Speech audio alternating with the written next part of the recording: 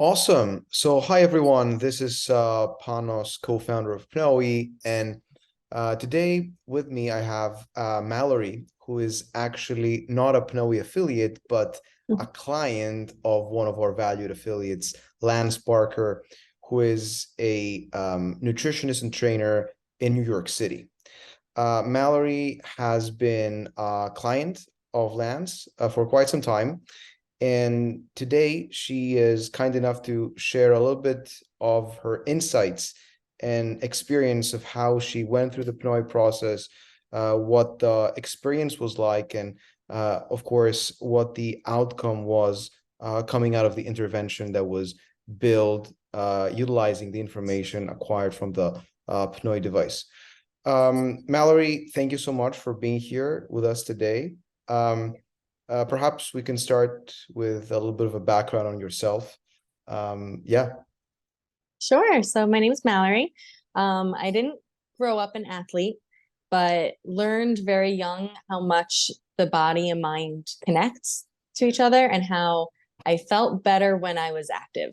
Mhm. So I became an occupational therapist to help teach other people that. And I'm also a strength coach Mhm. for the same reason. So I help a lot of different people get active and feel good and work on their mental health as well. That's awesome. If I may, because in PNOE, but also many other institutions, companies, and individuals are talking about the mind-body connection. Um, do you mind sharing, if you have such a recollection, what was the starting point in your realization that there is actually a very potent connection between the mind and body? Sure, sure. So I was diagnosed with depression and anxiety at a very young age. And I Okay. realized that when I went on a run and whether it was a very low intensity run and I was just running for a long time, that helped me ease my nerves and be mindful. But also when I did like a high intensity workout, I realized I got to like almost run out my anxiety a little bit, Okay. which felt really good. So that's really how it started for me. And then as I worked with people, I would prescribe different exercises Mhm. depending on how they wanted to feel. So if somebody had something similar and had a highly anxious day, I would prescribe different exercises for them that day versus if someone was like really chill or really focused, I Mhm. would prescribe different exercises that day. That's awesome. So, This is yeah. this is a very interesting concept.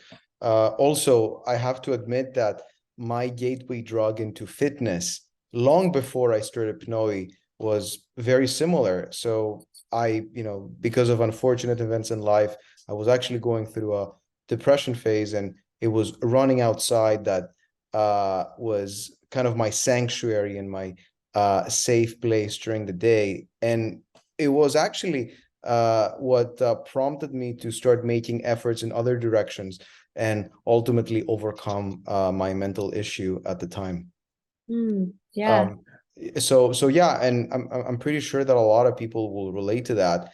But I think the very interesting thing you're introducing here is the fact that we can be prescriptive with the type of exercise that we provide, and we can actually align our exercise with our psyche and our mental state in order to have the greatest possible effect on how we feel, and perhaps have an even greater impact on overcoming a mental health issue. Totally. Yeah. How you move is it's regulating. So it's either regulating you to calm down if you Hmm. need to, or it could be Yeah, regulating you to help you be focused and more hypervigilant, which depending on what you do, both are good. So exercise mhm. helps you do that. That's awesome. Um, Thank you so much for the background. I think this is very valuable. Moving on to the next point, do you mind sharing a little bit, how you got introduced to PNOE, the test, and what the first steps were like for you? Sure. So Last year I competed in something called the Iron Maiden Challenge. Hmm. So I did a lot of kettlebell training, especially post-pandemic. And the Interesting. kettlebell was really, that was my movement medicine then. So for Hmm. my anxiety and everything I was experiencing in the pandemic, it Hmm. helped me move at home and gave a big sense of community that the kettlebell community has. Hmm. So I worked up to a competition for it. So I trained for my training cycle was over 20 weeks. I trained for a weighted pull-up, a weighted pistol, and a really heavy overhead press. For females, they all have to do It sounds very intense.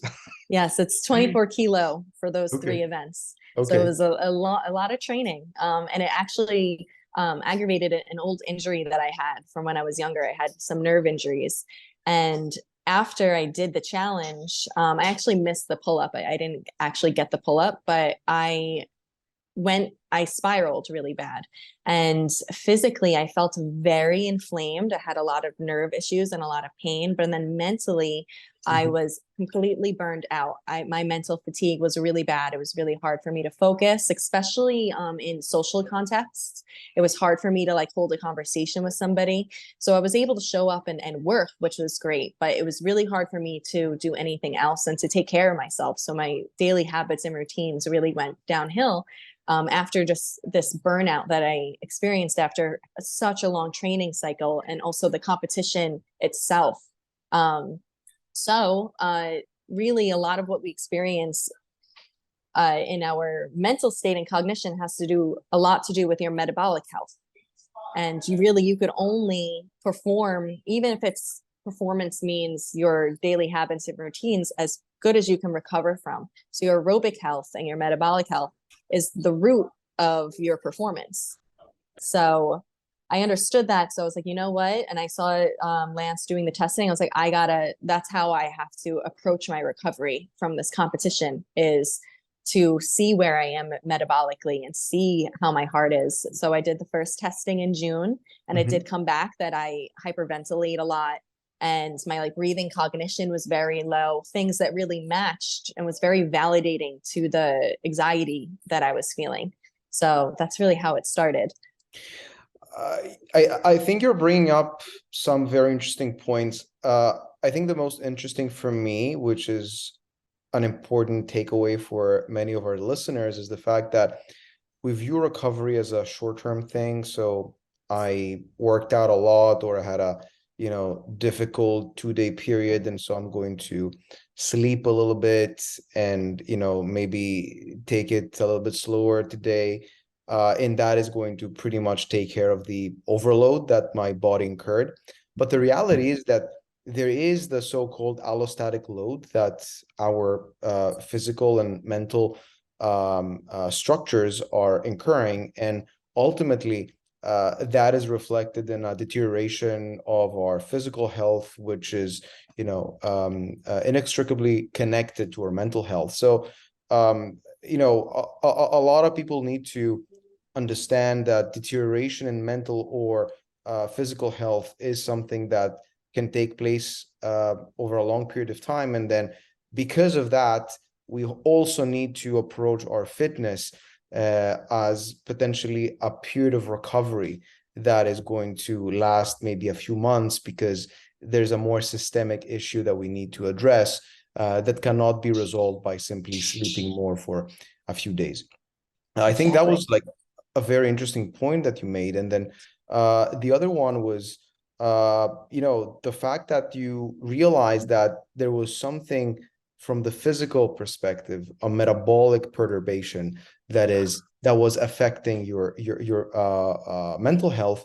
And we talk a lot in PNOE about the correlation between the mental component and the physical component, which is manifested, as you very well pointed out, through your breathing. So hyperventilation may be a result of a physical problem, but it may also be a result of a mental problem. But no matter what the originating source is, uh, the fact that you're hyperventilating and as a result you're causing balance of O2 and CO2 in the blood to go out of whack, and also to hyperactivate your sympathovaggal balance. And as a result, become much more sympathetic in your nervous response. That is ultimately going to affect many areas of your physical health, including inflammation and several other things that will manifest themselves as long-term health issues. So I just wanted to provide listeners with a little bit of a science overview, because at the end of the day, Yeah, this is kind of my role here. that was beautiful. That was a great summary. Yeah. So that's great. So, we kind of understood what the, initial stimulus was behind the test. Lance offers a test. Great. We're getting tested. What do we see from the test? Yeah, so the test showed, breathing cognition was very low, breathing stability was very low, that I hyperventilate at rest. And then the test was very, very challenging for me. Interesting. I'm a pretty experienced runner, but it was just, it was a very interesting experience that first time doing it. So so afterwards, so those were the lowest things. Also, just my body composition wasn't good. Like you could see because we did the in-body testing as well with it, like how swollen I was. Like I was, like everything was up. My body fat, BMI, like all of that was up way higher than I was used to, and only just over a very short amount of time. Like it was a reaction from the competition and all the hypertrophy I had to put my body under for so long for that competition. So all of that, and then got given a plan to do a lot more zone 2 training, which was great. And it's almost, it was crazy seeing my results back, because it was almost intuitively what I wanted to do. Like my body was craving more of that zone 2 and was craving still that working on like in that zone 4 range, and to really be mindful about my recovery in those interval training days that was prescribed, and to step away from the weight training for a bit. Like after that competition, it was hard for me to even hold a barbell.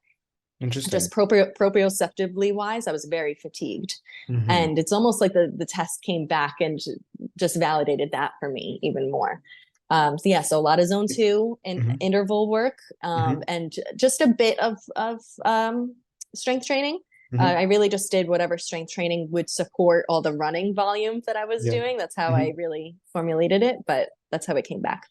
How did your zone 2 change between the first and the second test? That would be an interesting part. Yeah.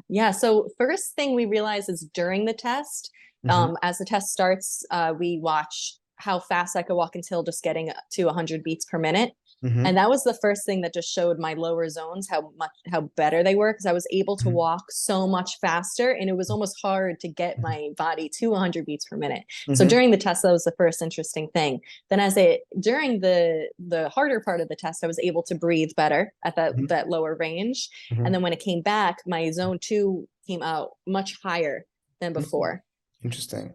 So it not only Do you actually felt better. feel that in your day-to-day, like when you run, like are you actually able to maintain a higher pace while feeling this emotion of calmness inside you? You're not actually feeling like you're putting out effort that is causing your run to be unsustainable. Yeah. As I would because I would hyperventilate in the beginning. I'd breathe in, and then the exhale would be like, oh, like quaky at a certain point. And now it's much more smooth, and it matches the cycle of my beat. Like it's much more rhythmic now. Interesting. Did you actually do any breath work in combination with your exercise training? I did not. I did have a client who did it very religiously, and she did a pre and post test with PNOE, and her scores were so much better, but personally I didn't. Interesting. Yeah. Breath work is something that we're looking to get into, in our minds is kind of the third pillar of prescription. Nutrition, training, and then breath work would kind of complete the picture. It's not obviously necessary for everyone to follow that, but if we're to truly think holistically and use all of the different levers that our physiology provides us, we would also use breathing manipulation to affect positive changes. But Awesome. This is, very interesting. Any other like aha moments that you had, either during the tests, like the before and after, or during the intervention that you would like to share with us? Um, well, just to go back to the intuition again, so I'm feeling much better now. Mm-hmm. Just everything's so much better. Mm-hmm. I'm able to socially engage more. I even was like, oh, maybe I'll get back to doing a little different strength training. It's Mm-hmm. not that like I stopped strength training, but I feel a little bit more confident with what I'm able to do, and that I'd be able to do something and not aggravate my nerves as much as it was before. Mm-hmm. And just the testing coming back the second time reflected that. So it's much less of the interval training, which, because my anxiety is better, it was almost interesting that the interval training what came back less. Still a lot of zone 2, which I feel like I need. But then more strength training now, Mm-hmm. which I do have to work more on my metabolism. So everything came back better across the Mm-hmm. board. But when I exercise, I burn too many calories, which if you're losing weight is great. But for me, that I don't really care about weight loss that much. I care about my metabolic health Mm-hmm. and longevity. So I need to put on more muscle now in order to have a higher metabolic rate and stay healthy. So just the test coming back the second time, almost matching. Even if I were to subjectively write out what I think the results would come back, it came back almost matching that. So that was very validating. Did you actually find that in the retest, your metabolic rate was actually lower, because of the, Um, or comparably the same? so it was pretty much the same, though I lost 10 pounds and then a significant amount of body fat. I think I went from 25 point something to now I'm like 21% body fat, but I Yeah, also that's lost pretty significant. muscle. Yeah, I see. Yeah, I also lost muscle too. I mean, this is over 6 months, Mm-hmm. um, but I lost muscle. So it came back pretty much the same, a little bit lower. Yeah, it is understandable. I mean, for someone who is active, has been active traditionally like you have, um, even though you can do a lot of zone 2 training and quit resistance training for a period of time, your metabolism can likely still take it. Um, this combination of doing a lot of zone 2 training while not doing resistance training, for some that don't have a training background, could be recipe for destruction when it comes to their metabolism. So be mindful of that. If you Mm-hmm. continue that forever, you're going to shed all of your muscle, and you will then create other issues that you want to avoid. But it's interesting to see that, and we know that from the literature as well, that physiology can actually sustain a period of slightly skewed training, in one direction or the other, because we have a quite acute issue that we want to overcome without necessarily paying attention to every other mechanism in the body. Exactly. Yeah, I definitely viewed it as a season or a Mhm. cycle that I had to Yeah. go through, and now I'm just Mhm. in a different season or cycle now. Definitely. Awesome. Well, that's great. Mallory, thank you so much for sharing all of that. That is actually a very interesting precursor to some of the exciting work that we're doing here at PNOE in the stress and mental health space, Mm. giving people a lot more insights about their nervous system and how the nervous system interacts with lungs and brain based on the test and heart rate variability analysis. So it's actually amazing to see that people are already somehow using these insights empirically to inform their wellness journey towards mental health. So thank you so much for sharing all of that, and I wish you all the best. Thank you.